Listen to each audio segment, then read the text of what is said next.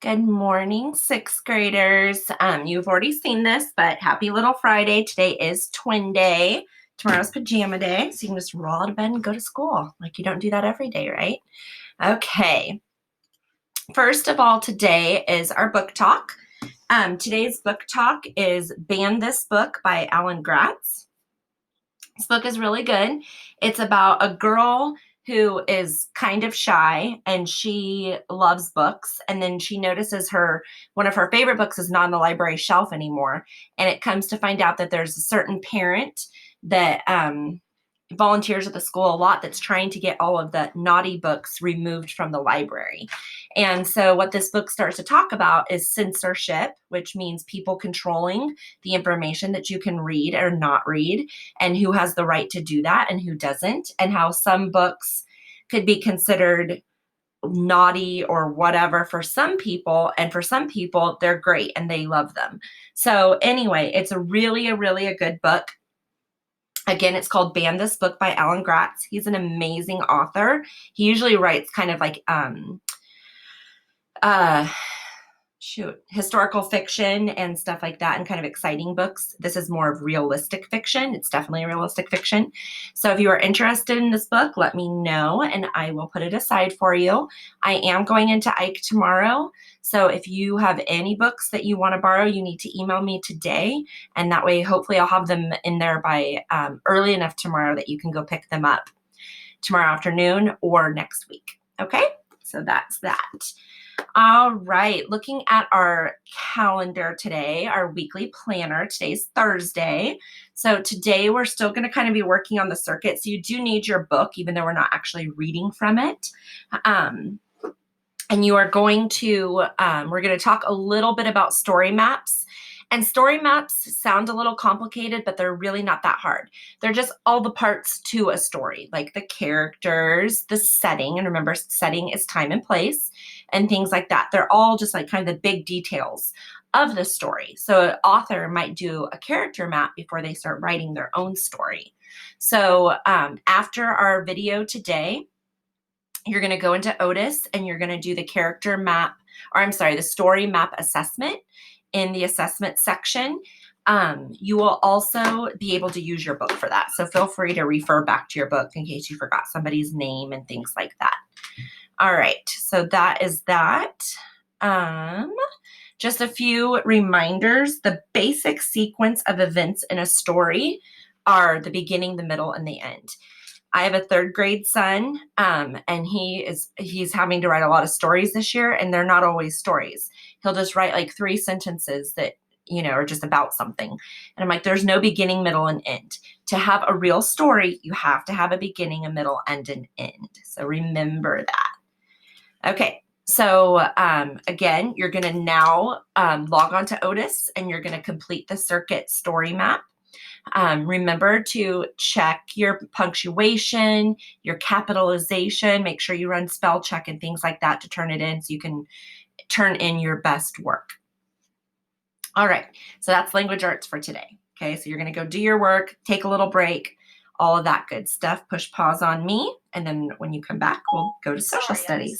Could you say it again? Wow, Siri just interrupted me. Okay, so pushing pause.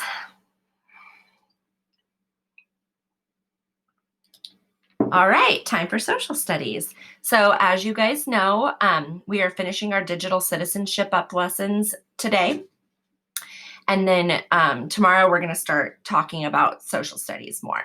So today we're going to be talking about finding credible news.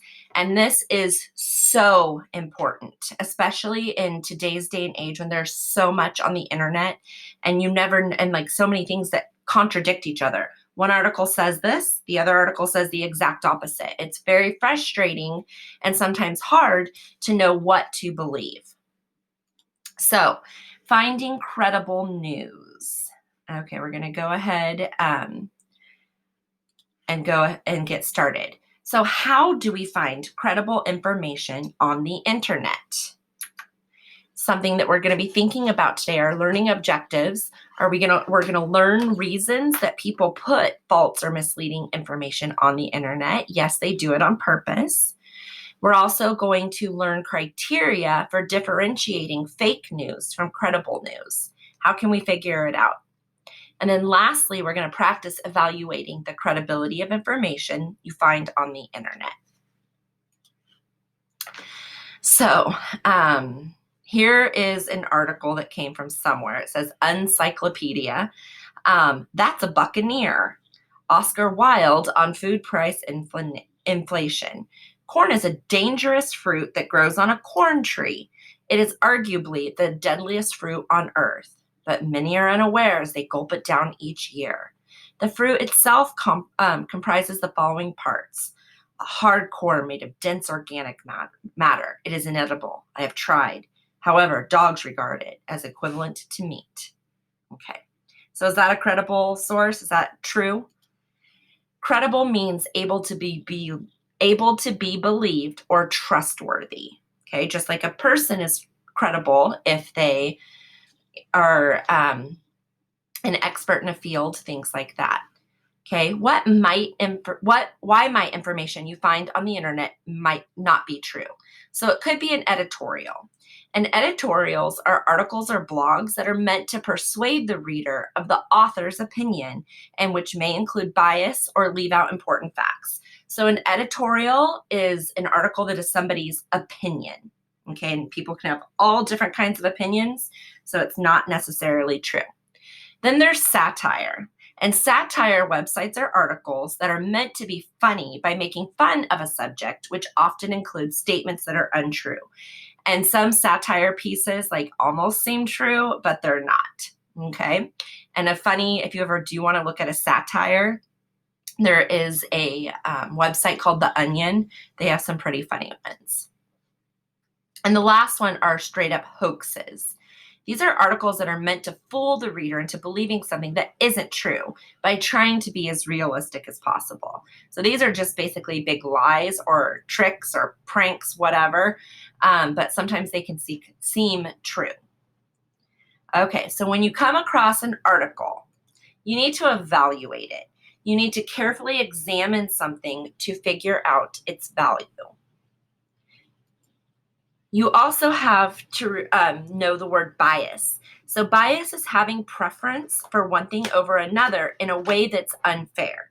So if you believe something to be true and it's your personal convictions, you might have some bias against other people's views that are not the same as yours. Okay, and when you write or you try to discuss information, your bias might show, it might come through. Corroboration is an additional source that confirms or supports a news story, article, or piece of information. So another way that you can determine the source, whether a source is true or not, is by looking for other sources that give the same information.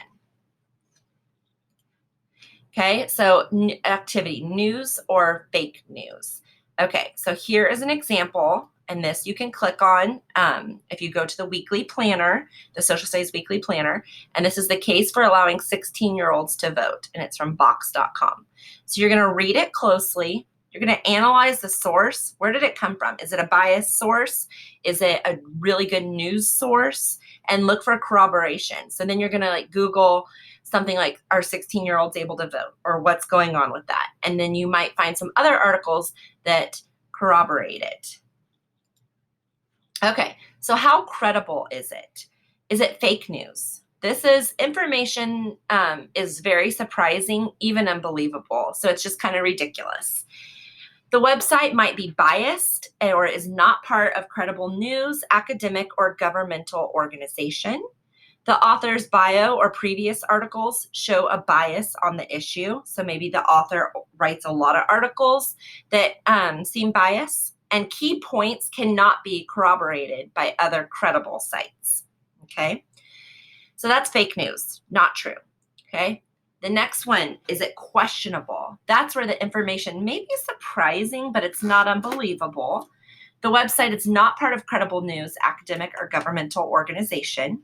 The author's bio or previous articles may show bias, or the article is an editorial or opinion piece. And then most key points can be corroborated.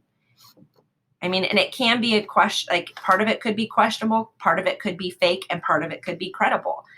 So that's why things just get really hairy, and you have to use your brains, okay? You have to think about whether or not this is true and look for other sources to corroborate it. So credible news. If we know that this is credible, the information may or not be surprising, but it makes sense. Website is part of a credible news, academic, or governmental organization. The author has no clear bias on the issue, and the article is not an editorial or an opinion piece. So that means it should be just facts, okay? And that's what good news is. It just tells the truth without a lot of bias. It gives you the facts and lets you think for yourself, and that's what you need to do. Be a critical thinker, especially when it comes to news on the internet. And then lastly, all key points can be corroborated by other credible sites. Okay, so that's when you know it's credible. And when you are doing research for a paper, for information and stuff like that, you really need to make sure that you're using credible sources, because somebody might read your paper and realize some of the websites you used have a lot of questionable or fake news on them, and they might disregard your paper. Okay, and that's so much more important the older and older you get. That's in going into high school and college. Okay, and then it says here, we are critical thinkers and creators. That means we critically assess and try to understand news that comes our way and process it for ourselves instead of letting other people tell us what to think. We want to think for ourselves.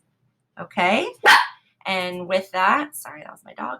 I'm going to go ahead and say goodbye. I'll see you tomorrow. Happy Friday, everybody. I hope you have a wonderful day. I'll see you later.